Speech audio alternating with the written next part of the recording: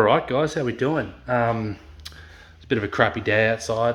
It's been raining in Brizzy all day, and I just cleaned the car and I thought I might give you a bit of a build breakdown, a rig rundown if you will, of the ute, just because I mean realistically it's my day off and I got nothing else to do, so I thought why not.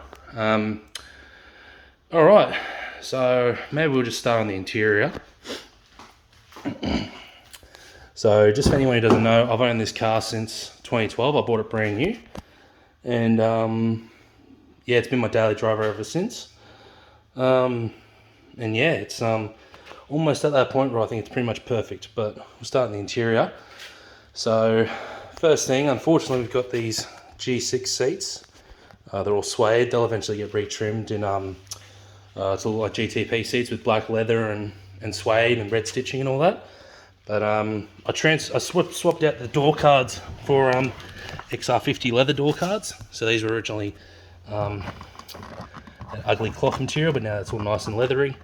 And I just recently picked up these. You'll have to forgive my heavy breathing. I've just had the flu for the last 5 or 6 days, so I'm recovering from that. But I picked up these dash spears.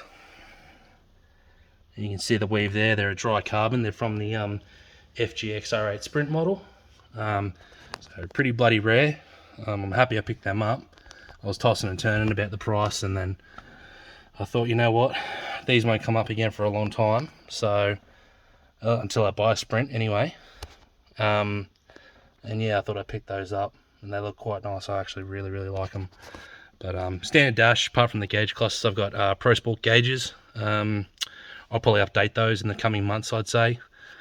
You need a dash cam, you gotta have one of those. I don't know why I didn't install one of those 10 years ago, to be honest with you. But blacked out the interior. So this was all cream once upon a time, and now it's a nice black color. Looks so much better. Got the PVS carbon fiber steering wheel with leather grips and red stitching. I'm trying to go for more of a black and red theme on the interior at the moment. I quite like it. It's actually a really nice steering wheel, really good quality. I've had it on the car for 2.5 years now, and there's no fading, there's no cracking. The leather's still in really good nick.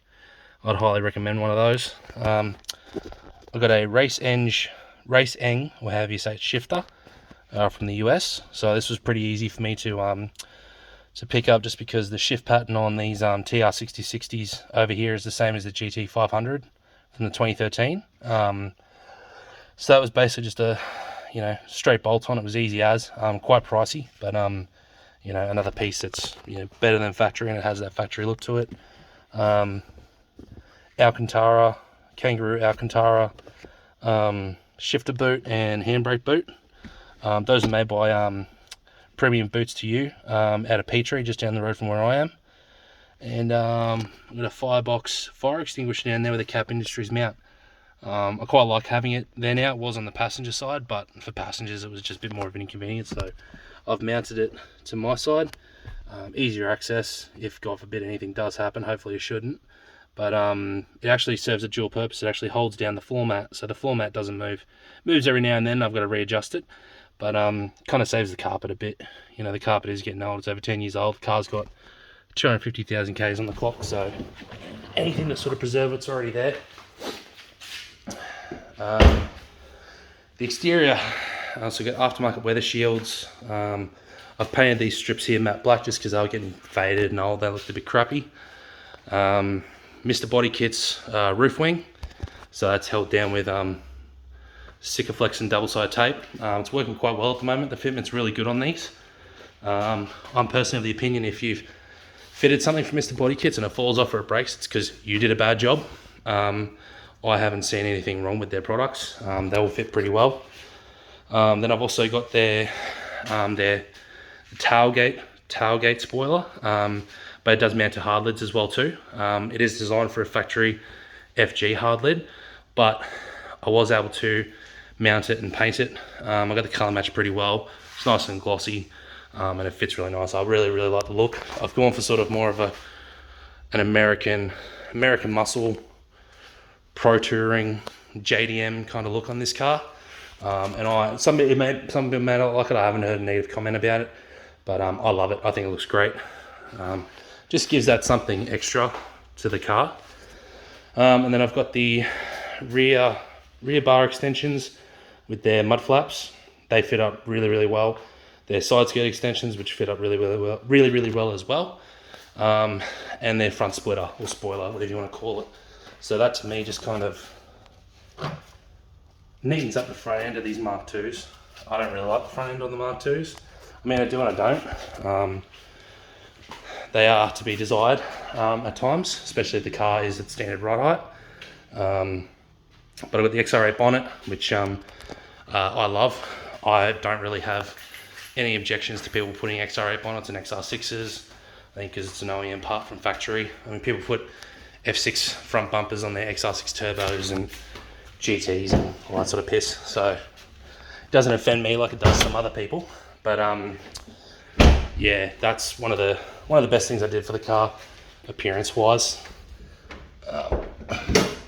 And wheels and brakes and suspension. So currently on the car, I have 18 by 10 plus 22 rotor grid R's. They're just standard. They're not forged or anything like that. But they give that look of the TE37, which I love that look.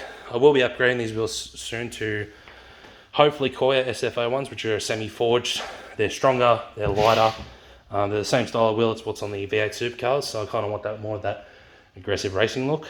And plus I will be going to a few more track days and stuff like that. But it's running Kumo PS71 tyres with 265/30/18 squared, so I can rotate the wheels and tyres front, rear, and keep the wear even and stuff like that.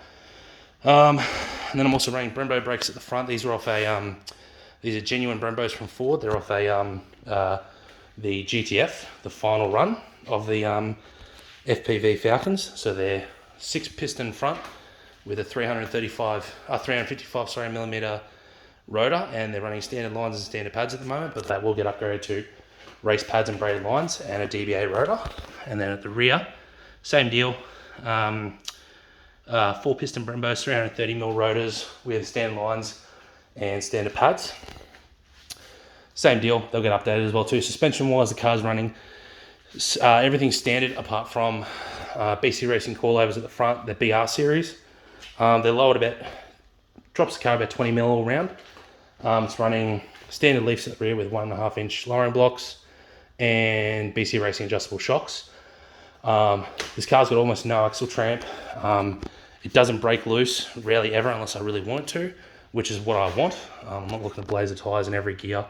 I want this car to handle. I want it to put the power down,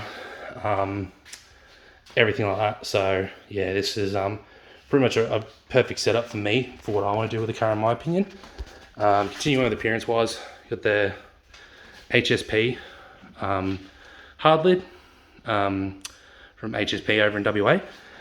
Really good fitment, perfect color match. I haven't had any complaints with it. Had a fitment issue just here that I had to fix a couple of weeks ago from when the boys up in Townsville originally installed it.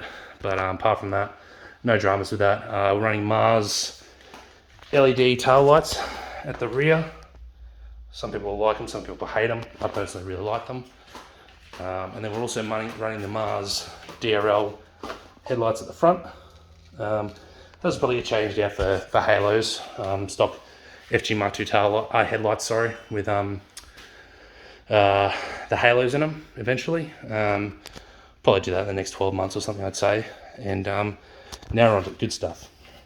So it's been 2 weeks since the car was tuned. That's kind of why I'm doing this video, just sort of give a bit of a breakdown on what the cars like to drive and everything like that. But currently it's got it's making 450 horsepower at the wheels on a heartbreaker dyno. So depending on dyno dependent, it's probably making around that 480 to 500 mark, if anything. It's making that on 16 to 17 pounds of boost, and it's making 900 newton meters of torque.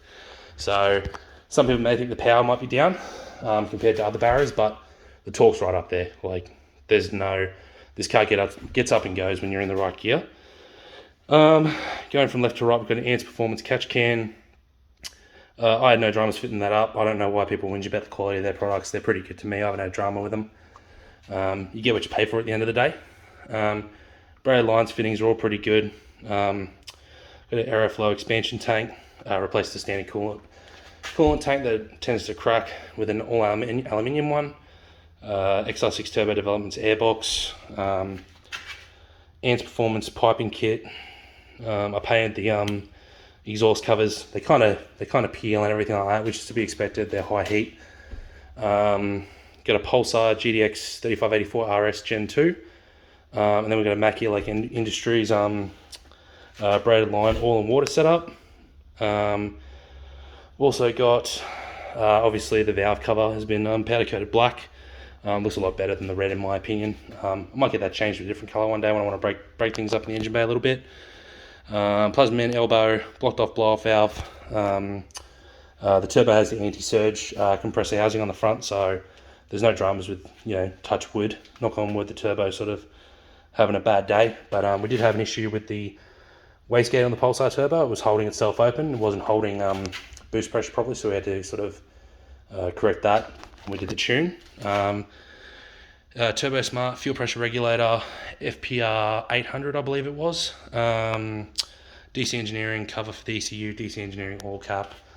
Plasma Man 700 horsepower series, Pro Series intercooler. We've got ARP head studs,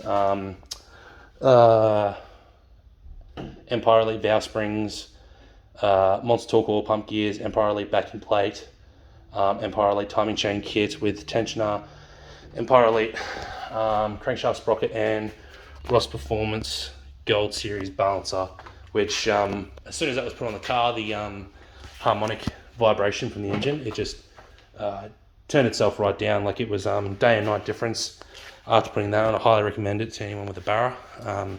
You notice it right away. It's straight up makes a huge difference. That's pretty much it on that front.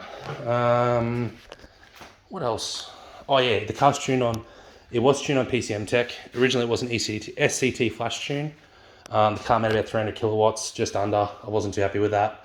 The tune was quite lean. That was done by a shop on the south side of Brizzy. I won't say who, but apparently they're pretty renowned for barrows. And yeah, I saw the tune up in Townsville. It wasn't too crash hot, and then it was retuned in Townsville. And Townsville was making 500 horsepower, but then the torque number was about 600. So it was quite low on torque, but the power was sort of where I wanted it to be. And then now we've had it retuned, and it feels a lot faster than it ever has. And it puts the power down quick. It's super responsive. It's a fun car to drive now. I really do enjoy driving this car. It's almost at that point where it's everything I wanted. I've also got 1100cc Bosch injectors. I've got a Walbro 450 pump. Standard diff, standard tail shaft. Standard TR6060 gearbox, but I've got an MPC 520 kilowatt rated clutch. Took a little bit of getting used to, but now it's broken in and everything like that. It's about 1.5 years old. It's super nice to drive. Would recommend NPC. All their parts, they're really good, but I wouldn't recommend going through a distributor. I'd go through them personally, just because you know that they're going to get your order right the first time and not stuff you around for 6 or 7 months when the distribution company sends you the wrong clutch meant for a race car, which is this car is not a race car. This car is a street cruiser / sort of track car / daily driver type thing. But apart from that, I don't think there's too much else to talk about with the car. I've rambled on for about 15 minutes now. But yeah, if anyone watches this, sweet. If not, all good. I was kind of bored, so I thought I'd do a bit of a build breakdown, a bit of a rig rundown. And yeah, but future plans with the car, get the interior redone, mainly the seats. Get the seats done in GTP seats. Koya SFO1s, new headlights. And that's pretty much all I can think of at the moment. Maybe E85 and sort of go for that 450 kilowatt, 600 horsepower mark. But at the end of the day, the engine's got some Ks on it. It is in really good condition. Every tuner I've had this car taken to who's put parts on it, whether it be the head studs, the valve springs, the turbo, done the tune, they've all said the same thing. The engine's in really good nick, touch wood. But yeah, like it's a great car. I'll never sell this car. It's definitely a one that's going to stay in my garage for a long time. But if anyone has got any questions or whatever the case may be, even if you just enjoy the video, like I'd like to do sort of more these type of breakdowns with cars like this. There's a lot of cool FGs and cool Falcons and just cool cars in general around Brizzy. But yeah, hopefully you guys enjoy it, and if not, that's cool too. Bye.